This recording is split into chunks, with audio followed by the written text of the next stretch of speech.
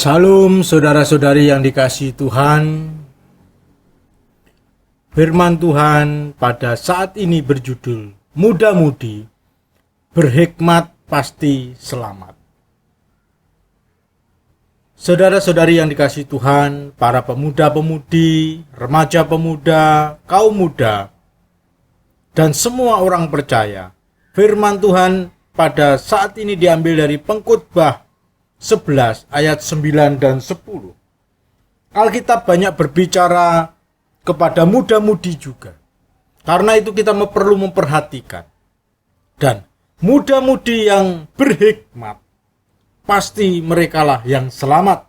Sebaliknya mereka yang bodoh, yang bebal, yang tidak takut akan Tuhan, mereka pasti akan binasa. Karena itulah mari kita mempelajari bagaimana pengkhotbah menasihati kaum muda agar mereka tidak binasa, agar hidup mereka tidak sia-sia, sebaliknya supaya mereka dapat selamat. Ini biasanya keinginan orang-orang muda, atau mungkin juga keinginan banyak orang. Ketika hidup muda, ketika masih muda mereka foya-foya. Ketika tua mereka menjadi kaya raya. Dan ketika mati maunya masuk surga. Benarkah bisa demikian? Ataukah ini hanya mimpi di siang bolong dan yang seharusnya kita bangun untuk melihat kebenarannya, fakta, realitanya? Nah, saudara-saudari yang dikasihi Tuhan, banyak keinginan-keinginan di antara kita, banyak keinginan-keinginan kaum muda, banyak keinginan-keinginan pandangan mata, dan sukacita yang diharapkan di masa muda. Namun semuanya itu perlu kita hati-hati, sebab di balik semua kehidupan kita ada Tuhan yang sedang mengawasi kita. Dia berkuasa untuk menyelamatkan kita dan juga untuk menghakimi kita. Marilah kita tidak mengikuti pandangan dunia. Muda foya-foya, tua kaya raya, mati masuk surga. Dan itu sesuatu yang mustahil, yang tidak mungkin. Mari kita melihat nasihat daripada Pengkhotbah 11 ayat 9 sampai 10. Bersukarialah hai pemuda dalam kemudaanmu. Biarlah hatimu bersuka pada masa mudamu. Dan turutilah keinginan hatimu dan pandangan matamu. Tetapi ketahuilah bahwa karena segala hal ini Allah akan membawa engkau ke pengadilan. Buanglah kesedihan dari hatimu dan jauhkanlah penderitaan dari tubuhmu. Karena kemudaan dan fajar hidup adalah kesia-siaan. Nah, saudara-saudara yang dikasihi Tuhan, di dalam bahasa Inggris saya akan bacakan, Rejoice, young man, in your youth, and let your heart cheer you in the days of your youth, and walk in the way of your heart, and in the sight of your eyes. But know you that for all these things God will bring you into judgment. Therefore remove sorrow from your heart and put away evil from your flesh. For childhood and youth are vanity. Ecclesiastes 11 verse 9 to 10. Kalimat bersukarialah hai pemuda dalam kemudaanmu, biarlah hatimu bersukacita pada masa mudamu, dan turutilah keinginan hatimu dan pandangan matamu. Itu bukan kalimat perintah. Itu bukan kalimat perintah, tetapi peringatan. Supaya kita waspada. Itu nasihat sifatnya. Masa muda tentu masa yang indah, di mana kita sedang bertumbuh di dalam fase bertumbuh yang sedang berkembang. Tentunya kita pengen bersukacita di masa itu. Kita tentu ingin menuruti keinginan, semua keinginan hati kita dan keinginan mata kita yang kita pandang. Biasanya seperti itu manusia. Umumnya manusia seperti itu. Jadi ini bukan perintah, tetapi lebih kepada peringatan atau nasihat kepada anak-anak muda, kepada muda-mudi, kepada remaja pemuda, dan semua orang Kristen, orang percaya, supaya mereka berhati-hati di dalam menuruti keinginan hati mereka, menuruti pandangan mata mereka, dan menuruti kesukaan yang mereka mau dapatkan. Hati-hati. Di dalam kitab Pengkhotbah sendiri yang ditulis oleh Raja Salomo yang sukses secara duniawi itu, temanya itu segala sesuatu sia-sia. Segala sesuatu di bawah bumi ini, di alam semesta ini adalah sia-sia. Itu yang dituliskan oleh kitab Pengkhotbah Raja Salomo dari pasal 1 sampai pasal 12. Di sana ada 32 kali kata kesia-siaan, sia-sia diulangi di dalam 12 pasal itu. 12 pasal ada 32 kali. Bayangkan. Itulah yang menjadi inti daripada kitab Pengkhotbah. Makanya kita bisa katakan, bersukacitalah, turutilah keinginan hatimu, turutilah pandangan matamu. Itu bukan perintah yang harus kita kerjakan, lakukan. Ya, kalau dipotong ayat itu sepertinya perintah, tetapi kalau kita mengerti konteks keseluruhan daripada kitab Pengkhotbah, terutama pasal 11, ayat 9, 10, dan pasal 12 nanti, kita akan mengetahui bahwa itu bukan perintah yang dikerjakan dengan membabi buta, melainkan itu nasihat supaya kita berhati-hati.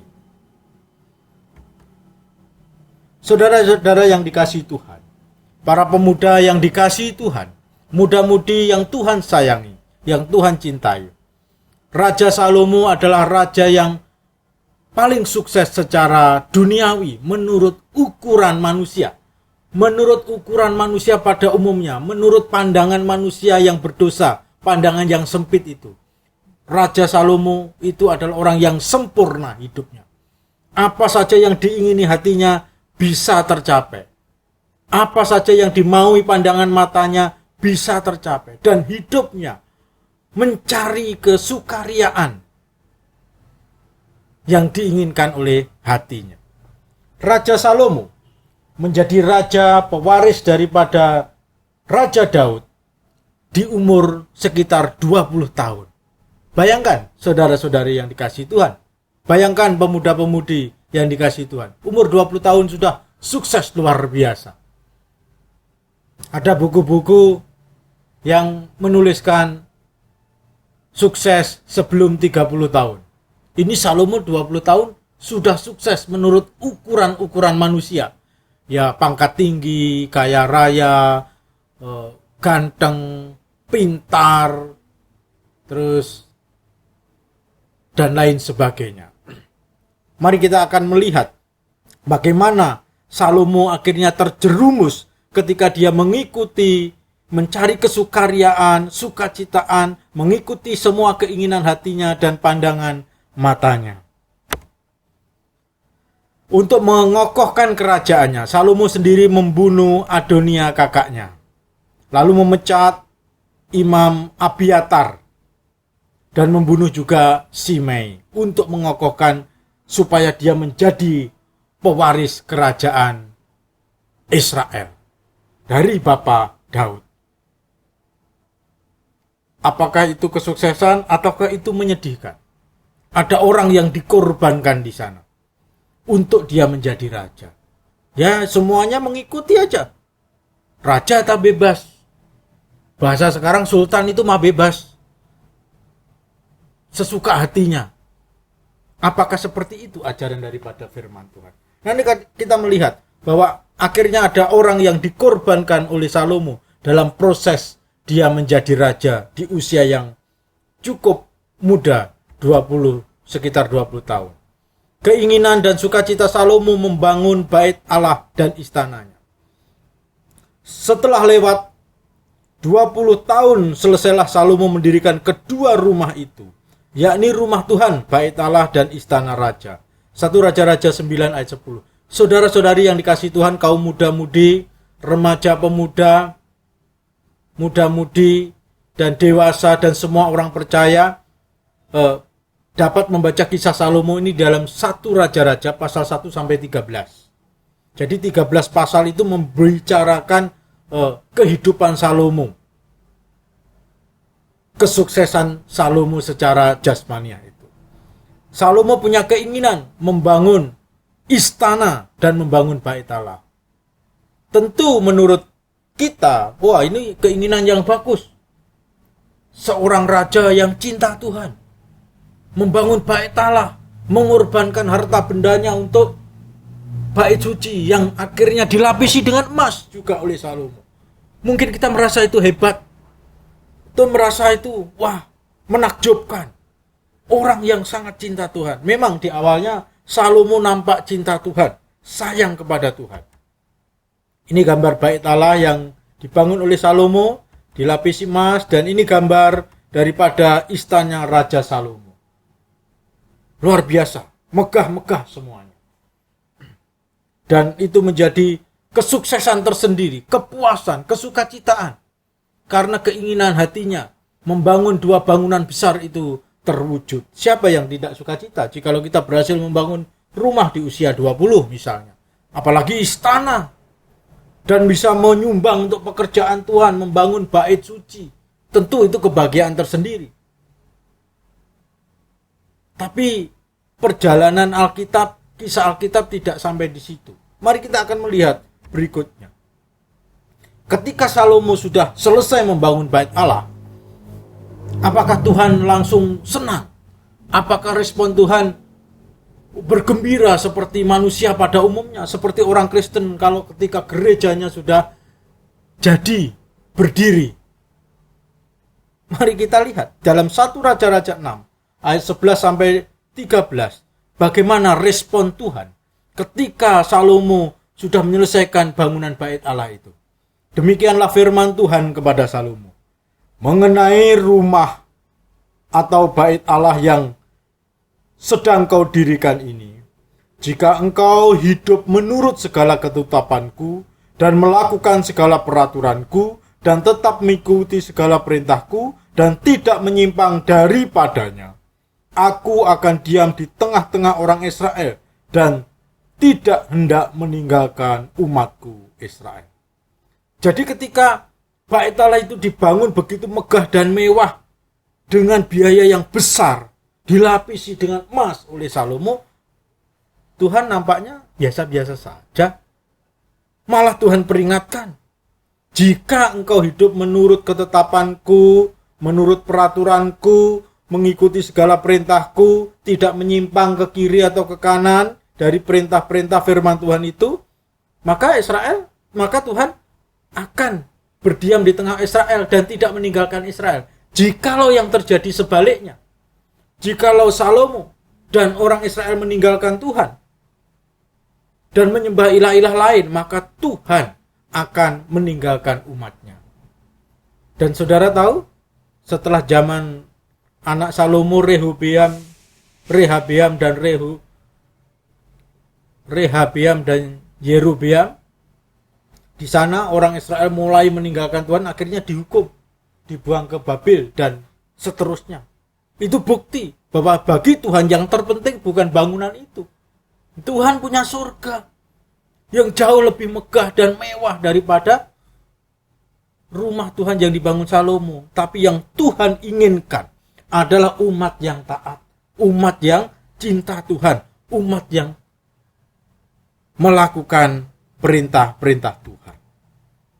Dan Tuhan pun menemui Salomo 2 kali, dicatat dalam 1 Raja-Raja 3 ayat 11 sampai 15.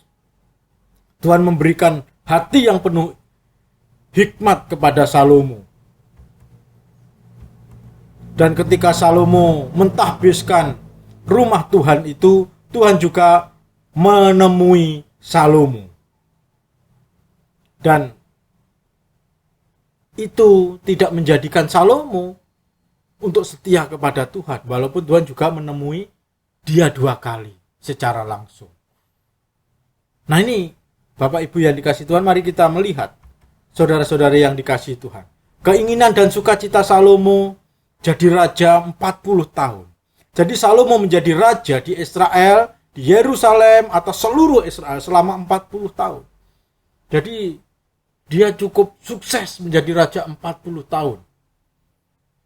Dan selama 40 tahun itu begitu dia dihormati, dia dipuja-puja, masyarakat negaranya Israel itu makmur, dia dipuji-puji, dan segala ketenaran, kehormatan, kemuliaan dia dapatkan. Itulah keinginan dan sukacita Salomo yang dia dapatkan. Makanya dapat dikatakan Salomo itu manusia yang sukses secara jasmania, secara duniawi. Kekayaan Salomo, keinginan dan sukacita Salomo akan kekayaannya.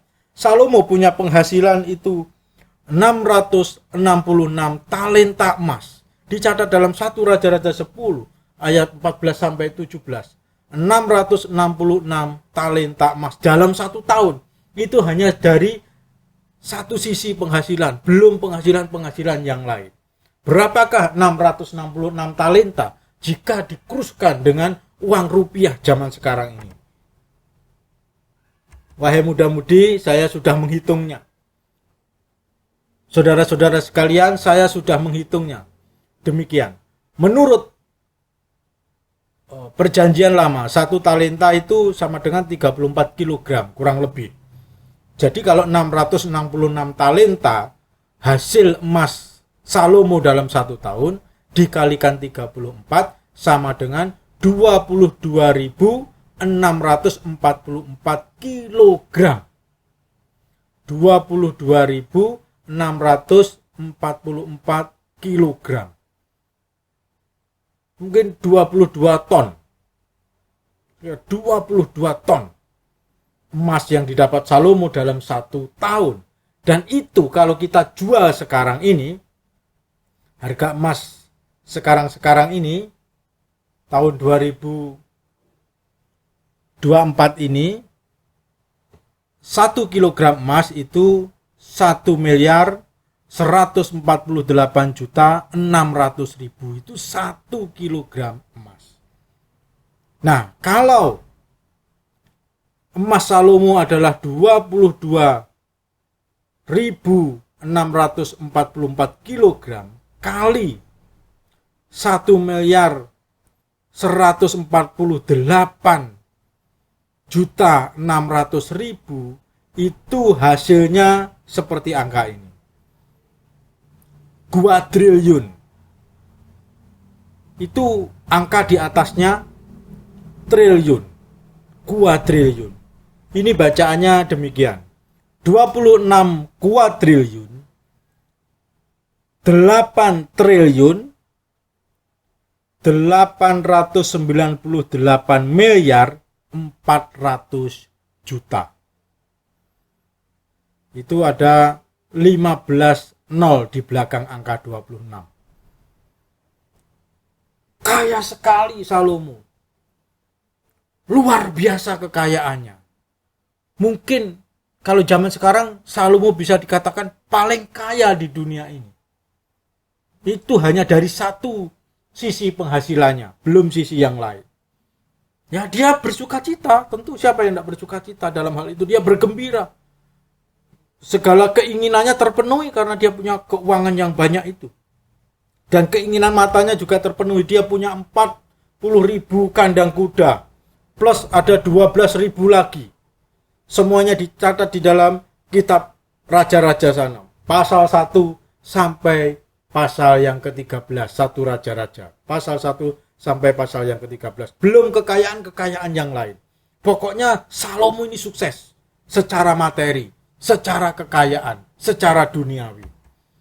Salomo punya hikmat sebagaimana dikasih oleh Tuhan.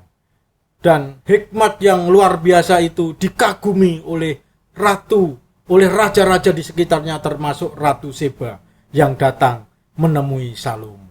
Hikmat luar biasa. Hikmatnya juga dituliskan di dalam kitab Amsal, kitab Pengkhotbah, dan kitab Kidung Agung itu. Salomo juga dipakai oleh Tuhan untuk menulis karya sastra dan kitab. Kitab Amsal, Kidung Agung, Pengkhotbah, dan beberapa mazmur menurut para pakar. Jadi Salomo karena kehebatannya, pengetahuannya yang dalam itu dipakai oleh Tuhan. Siapa yang tidak senang menjadi orang pintar, menjadi orang cerdas? Ya, itu kebanggaan, kebahagiaan tersendiri bagi kita. Itu keinginan kita juga. Dan Salomo dipakai oleh Tuhan. Tapi apa yang terjadi akhir hidupnya, nanti kita akan melihat. Salomo juga punya keinginan dan sukaria dalam hal cinta dan seks. Rupanya Salomo punya keinginan-keinginan seks yang melampaui daripada manusia normal. Karena dia raja yang kaya raya, dia raja yang berhikmat. Menurut ukuran manusia, dia raja yang dihormati, raja yang dikagumi, dan lain sebagainya. Sehingga dia mempunyai 700 istri dari kaum bangsawan dan 300 gundik. Jadi Salomo itu menikahi istri-istrinya itu adalah anak-anak daripada raja-raja di sekitar. Dan kaum bangsawan, pembesar-pembesar kerajaan lain, diperistri. Ya, itu keinginan Salomo, bukan saja hanya memperistri, tapi untuk mengokohkan kerajaannya, untuk memperluas kekayaannya. Jadi akhirnya dia mendapat istri, dan istrinya mendapat warisan dari orang tuanya, dan semakin banyak kekayaannya. Itulah keinginan Salomo, itulah sukacita Salomo, itulah kegembiraan yang Salomo dapatkan. 700 istri, 300 gundik. Tapi apa yang terjadi?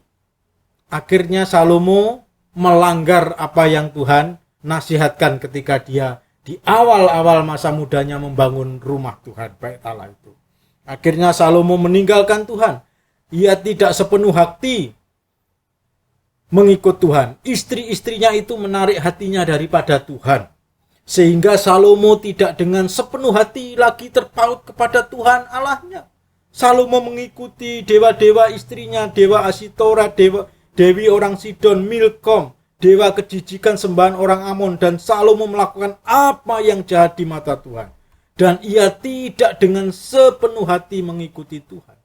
Salomo mendirikan bukit pengorbanan bagi dewa Kamos, dewa kejijikan sesembahan orang Moab, dan bagi Molok, dewa kejijikan sesembahan Bani Amon. Itulah Salomo. Karena apa? Mengikuti keinginan hatinya. Karena apa? Mengejar sukacita. Walaupun sukacita, sukaria itu bertentangan dengan firman Tuhan, melanggar sabdanya. Saudara yang dikasihi Tuhan, saudara dapat mendengarkan khotbah tentang Salomo ini di dalam video-video di channel ini yang berjudul Agar Sukses, Belajarlah dari Salomo. Itu ada video di sana, silakan saudara menjadi lebih bijak, lebih pandai, lebih cerdas, melebihi Salomo, supaya kita selamat. Saudara dapat mendengarkan video itu. Saudara tahu bahwa Alkitab juga mengingatkan kepada kita, khususnya dalam Roma 1 ayat 18 sampai 32, di mana awal hukuman Allah kepada manusia di dunia ini. Jadi hukuman Allah yang kekal itu sudah dimulai ketika manusia ada di dunia ini. Yaitu Allah menyerahkan manusia berdosa pada keinginan hatinya, nafsunya, pikirannya yang berdosa itu. Jadi manusia punya keinginan, punya nafsu, punya pikiran, punya kemauan yang berdosa. Dan manusia ingin melakukan itu. dan Tuhan cukup menyerahkan saja. Di sini Tuhan tidak membujuk manusia karena manusia sudah mengikuti keberdosaannya itu sendiri, dan Tuhan menyerahkan kepada keinginan saja. Ya itulah, kamu ingin itu silakan. Tuhan tidak melarangnya. Dan ketika Tuhan tidak melarangnya, itu bagian daripada hukuman. Tuhan menyerahkan mereka pada dosa-dosa mereka. Dan saudara tahu akibat dosa? Maut. Jadi kalau segala sesuatunya sukses sesuai dengan keinginan kita yang berdosa, berjalan lancar sesuai dengan kemauan, keinginan, dan sukacita yang kita berdosa, belum tentu itu bukti bahwa Tuhan berkenan kepada kita. Sebaliknya, Tuhan sedang menghukum kita secara tidak langsung. Hati-hati, firman Tuhan sudah mengingatkan kepada kita. Saudara dapat mendengar khotbah ini dari Roma pasal 1 ayat 18-32 dengan judul Awal Hukuman Allah di Dunia di dalam video-video di channel ini. Silakan saudara mendengarkan judul khotbah yang berjudul Awal Hukuman Allah di Dunia yang diambil dari Roma 1 ayat 18-32. Saudara yang dikasihi Tuhan, tetapi kesenangan yang dianjurkan oleh pengkhotbah itu adalah kesenangan yang cerdas. Artinya semua kesenangan dan sukacita harus dikendalikan dengan kesadaran bahwa Tuhan akan meminta pertanggungjawaban atas semua perbuatan kita. Kalau kita sadar bahwa Tuhan akan meminta pertanggungjawaban atas apa yang kita perbuat, atas apa yang kita lakukan, atas keinginan kita, atas hati kita, atas sukacita kita, atas kemauan-kemauan kita dan perbuatan-perbuatan kita, maka hidup kita pastilah hati-hati. Itu maksud daripada pengkhotbah. Supaya kita tidak sembrono, supaya kita tidak sembarangan, serampangan, dan kembali bergelimang dosa, berkubang dalam dosa. Kita sudah disucikan, dibenarkan. Jangan sampai kita kembali berkubang dalam dosa. Makanya dituliskan di dalam ayat yang ke-9 daripada pengkhotbah pasal 11 itu. Tetapi, ini kebalikan daripada itu. Kebalikan daripada bersukarialah, turutilah keinginan hatimu, keinginan matamu. Tetapi, ketahuilah bahwa karena segala hal ini, segala keinginan mata, keinginan hati, sukacita itu, di masa muda itu, Allah akan membawa engkau ke pengadilannya. Jadi kita akan diadili. Hidup manusia tidak seperti tumbuhan dan binatang, setelah mati selesai. Tidak, kita akan diadili oleh Allah. Dan kita akan dihakimi oleh Dia segala yang kita lakukan di dunia ini. Makanya kita perlu bijak sebagai pemuda-pemudi. Sebagai anak-anak Tuhan, kita perlu bijak supaya kita tidak binasa. Kita bijak di dalam menjalani hidup ini, dalam mengelola keinginan mata, keinginan hati, dan sukacita di dalam hidup kita, agar kita tidak binasa. Sebaliknya supaya kita beroleh keselamatan. Pengkhotbah 12 ayat 13-14. Jadi akhir daripada kitab pengkhotbah ditutup dengan begini. Akhir kata dari segala yang didengar ialah takutlah akan Allah dan berpeganglah pada perintah-perintahnya. Karena ini adalah kewajiban setiap orang. Karena Allah akan membawa setiap perbuatan ke pengadilan yang berlaku atas segala sesuatu yang tersembunyi. Entah itu baik, entah itu jahat. Jadi akhir daripada kitab pengkhotbah adalah sebuah nasihat. Takutlah akan Allah, berpeganglah pada perintah-perintahnya agar kita tidak dihakiminya. Sebaliknya agar kita beroleh keselamatan. Jadi muda-mudi yang berhikmat adalah muda-mudi yang takut akan Tuhan. Mereka pasti tidak akan binasa. Sebaliknya, mereka pasti selamat. Muda-mudi yang berhikmat pasti selamat karena mereka takut dan tak.